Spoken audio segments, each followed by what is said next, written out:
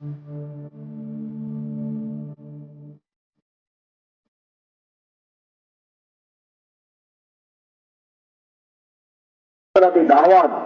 এই তবলিগের মেহনতের মধ্যে সবচেয়ে বড় আমাল।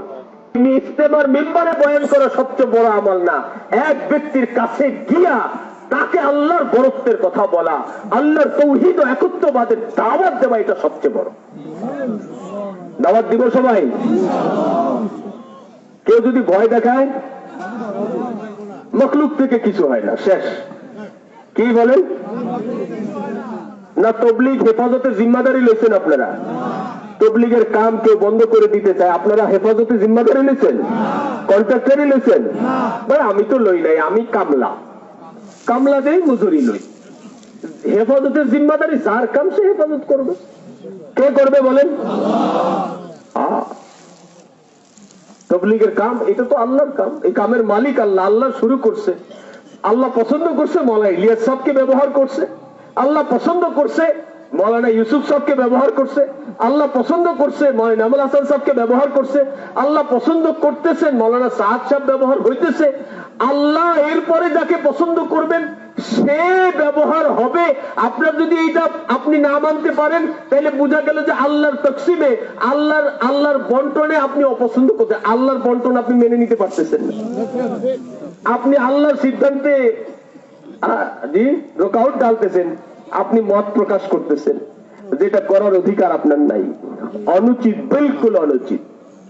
আল্লাহ পছন্দ করছে তো আমাদেরকে এই কামের মধ্যে লাগাইছে। কি বলেন, ঠিক কিনা? আমাদের চেয়ে বড় মালদার, আমাদের চেয়ে বড় ডিগ্রিওয়ালা, আমাদের চেয়ে বড় হোশিয়ার, আমাদের চেয়ে বড় শহরতওয়ালা কত পরে আছে, এই কামে ব্যবহার হতে পারতেছে না। আল্লাহ পছন্দ করছে বলে আমাকে আপনাকে ব্যবহার করতেছে। তো কামের মালিককে? এই পর্যন্ত কামকে কে পৌঁছাইছেন? আর কামকে কিয়ামত পর্যন্ত কে বাকি রাখবে? চালানে ওয়ালারাও মখলুক, বন্ধ করতে চাহনে ওয়ালারাও মখলুক। ভালো করে শুনে রাখেন, যত নবী আসছে হার জামানায় এরকম দুইটা দল ছিল। এক দল ছিল নবীর কাজে সাহায্যকারী, আর এক দল ছিল নবীর কাজে বাধা প্রদানকারী। আর আল্লাহ তাআলা খুব আগের থেকে জানতেন যে এর পরিণতি কি হবে, কারণ আল্লাহ তাআলা আজকের খবরই জানেন, 1000 বছরের পরে কি হবে এটাও আল্লাহ তাআলা আজকেই জানেন। ঠিক কি ঠিক না? তাহলে যারা বাধা দিতেছে এরপরে কি হবে এটা আল্লাহ তাআলা জানেন কিনা? ফেরাউন মুসা আলাইহিস সালামকে বাধা দিতে, কিন্তু পরিণতি কি হবে এটা আল্লাহ আগের থেকেই জানতেন। ঠিক কি ঠিক না? কি হয়েছে? যত নবীর পাল্লায় আপনি দেখবেন যতজনে বাধা প্রদানকারী ছিল, বাধা দিয়া কেউ কোন নবীর কাম বন্ধ রাখতে পারে নাই, কিন্তু তারা নিজেরাই দ্বীনের কাজে, দাওয়াতের কাজে বাধা প্রদানকারী হিসেবে ইতিহাসের আস্থা করে নিক্ষিপ্ত হয়েছে। ঠিক কি ঠিক না? সুতরাং এদের জিম্মাদারি দেওয়ার, এদের নিয়ে চিন্তা করার, কথা বলার আমাদের কাছে সময় আছে?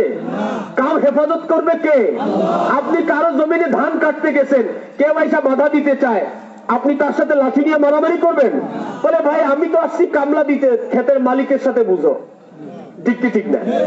আমি কামলা দিলে আমি টাকা পাবো, ক্ষেতের মালিক তো অমুক।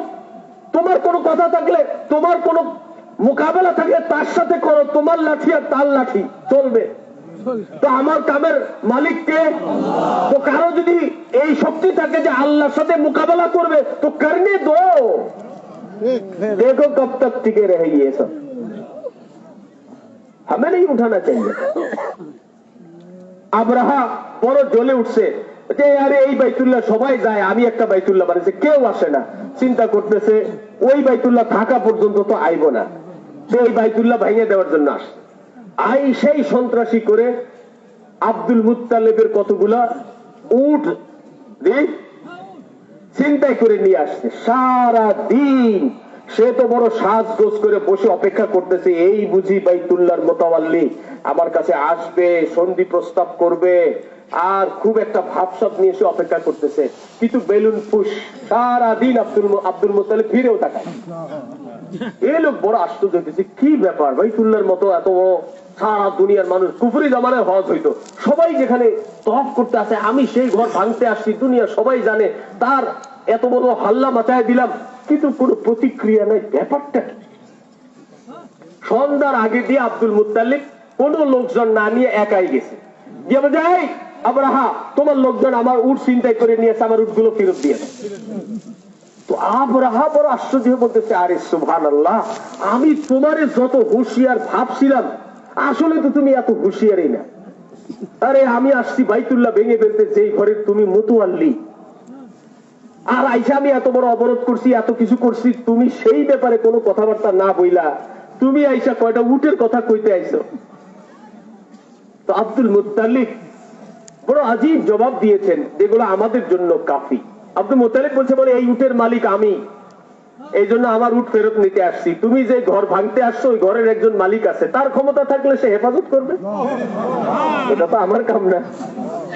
আমি যেটার মালিক, আমারটা আমারে ফেরত দিয়ে দাও। তুমি যেটা ভাঙতে আসছো, ওইটার একজন মালিক আছে, তার সাথে বুঝো গিয়া। তো মালিকে বুঝাইছে না না বুঝাইছে? আলাম তারা কাইফা ফাআলা রাব্বুকা বিআসহাবিল ফিল। আরে বাইতুল্লাহ তো এক নিশানা, দাওয়াত তো আল্লাহ পাকের কায়নাত সৃষ্টির মাকসাদ। দাওয়াতের জন্য আল্লাহ লক্ষাধিক নবী পাঠাইছে। এই কামের মোকাবেলায় যারা আসবে, আরে বাইতুল্লাহ ভাঙার জন্য যে আসছে, তাকে আল্লাহ এমন শাস্তি দিছে যে কিয়ামত পর্যন্ত সারা পৃথিবীর মানুষ এই আব্রাহার কথা ভুলতে পারবে না। তার শাস্তিটা এত শক্ত ছিল। দাওয়াতের মোকাবেলায় যে আসবে, তার শাস্তি এর চেয়ে কয়েক গুণ বড় হবে। মালিকের হওয়ালা কর দো ভাই, अपना काम करो। अपना काम क्या है? अपना काम है दावत देना, इनफरादी दावत। खूब गश्त करो, मोहल्लार 100 भाग মুসলমানের বাড়ি বাড়ি যাও, ঘর ঘর গলি গলি ভাগ ভাগ করে, এক এক বাড়িতে যত কটা ফ্ল্যাট আছে, বস্তি আছে, এক এক বাড়িতে যত কটা মুসলমান নওজোয়ান আছে, বালেক পুরুষ আছে, এক একজনের লিস্ট করে তালিকা করে ওকে গাছ করে মসজিদে নিয়ে এসে ওর তাআল্লুক আল্লাহর সাথে করায় দাও। ওর সামনে আল্লাহর বড়াই আর বড়ত্বের কথা দাওয়াত দাও। তোমার দিলের থেকে শিরক বের হবে আর ওর সম্পর্ক আল্লাহর জাতের সাথে হয়ে যাবে। করবো ইনশাআল্লাহ, ইনফরাদি দাওয়াত দিব ইনশাআল্লাহ রোজানা। এখন আমরা যখনই কোথাও জমা হই, তো কে তবলিগ ভেঙে দিবে, কে তবলিগ গড়ে দিবে, এইগুলার আলোচনায় আমরা নিজেরা অনেক ক্ষতিগ্রস্ত হইতেছি। ভাঙা গড়া মালিকের উপর ছেড়ে দেন, এবার নিজের কাম করেন। রাজি আছি সবাই? তাহলে আমরা যখনই কথা বলবো, কি বলবো? আল্লাহর বড়ত্বের কথা বলবো। আল্লাহ দাওয়াতের মধ্যে আল্লাহর বড়াই বলাকে খুব পছন্দ করেন। প্রথম ওহী হাসিল হওয়ার পরে অনেকদিন ওহী আসা বন্ধ ছিল। নবী অসুস্থ, জ্বরে শুয়ে আছেন, কম্বল জড়া, হুকুম সূচক পহেলা ওহী, ইয়া আইয়ুহাল মুদ্দাসসির কুম ফাআনজির ওয়া রাব্বাকা ফাকাব্বির ওয়া সিয়াবাকা ফাতাহহির।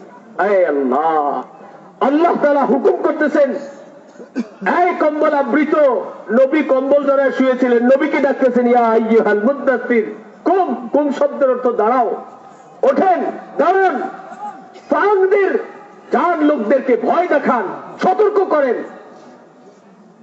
মানে যদি এমন ভাবে বলি যে নবী শুয়েছিলেন, আল্লাহ নবীরে উঠাইয়া গাছতে পাঠায় দিছে, আপনারা বুঝবেন যেমনি আর কি।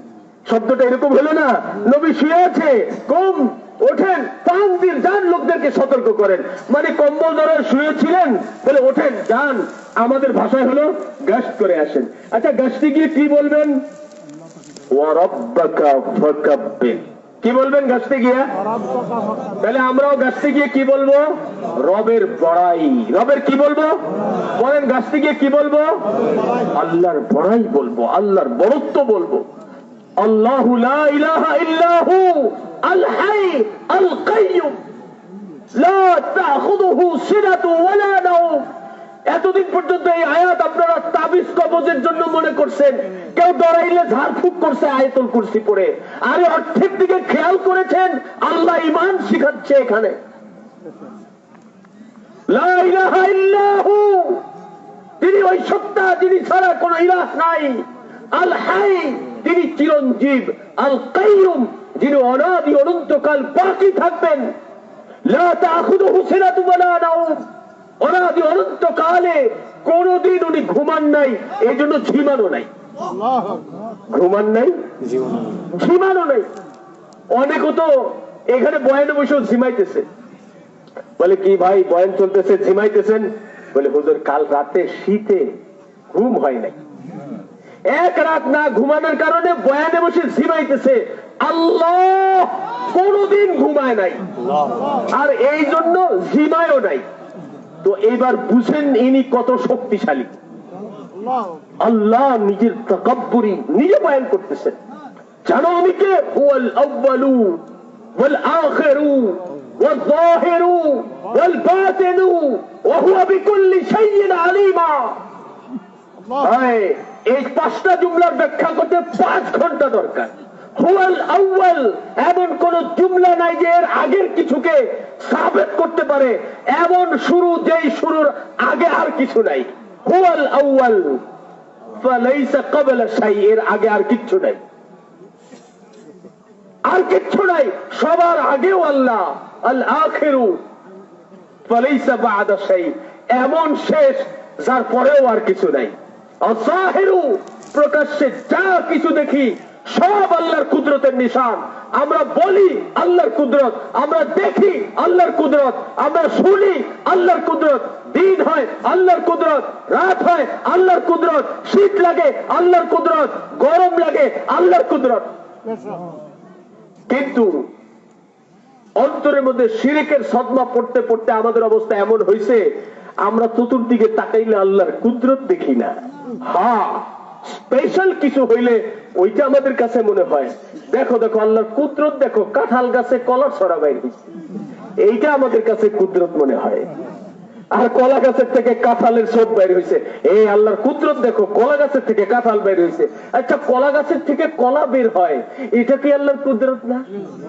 হায়, রোজানা আমাদের চোখে আমরা দেখি, কিন্তু এখান থেকে আমরা ইমানের সবক নেই না। কেউ ইলিয়াস রহমতুল্লাহ এটুকুর ব্যাখ্যায় বলতেন, মাদি চিজু কা খালিক ভি আল্লাহ হ্যায়। আমরা মনে করি যেগুলোর মধ্যে জান আছে ওইগুলোর খালেক আল্লাহ, আর যেগুলোর মধ্যে জান নাই এগুলো তো আমরা বানাইছি। মাইক আমরা বানাইছি, লাইট আমরা বানাইছি, ঘড়ি আমরা বানাইছি, লাঠি আমরা বানাইছি, মেম্বার আমরা বানাইছি। নেহি নেহি, মাদি চিজু কা খালিক ভি আল্লাহ হ্যায়, জড় পদার্থের খালিক আল্লাহ। কাচের একটা গ্লাস কবে ভেঙে যাবে এটা আল্লাহর কাছে নির্দিষ্ট আছে, ওইটা ওইটার হায়াত শেষ, ভেঙে গেছে।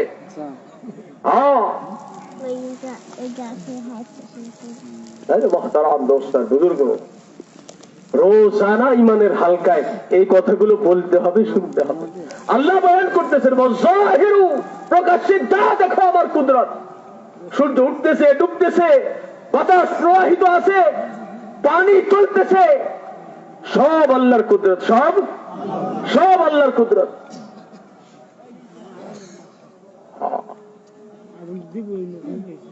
ওহো ওয়াল বাতিলু, আল্লাহ সবকিছু বানায় দিয়া নিজের সত্তাকে লুকায় রাখছে, গোপন করে রাখছে, অপ্রকাশিত রাখছে।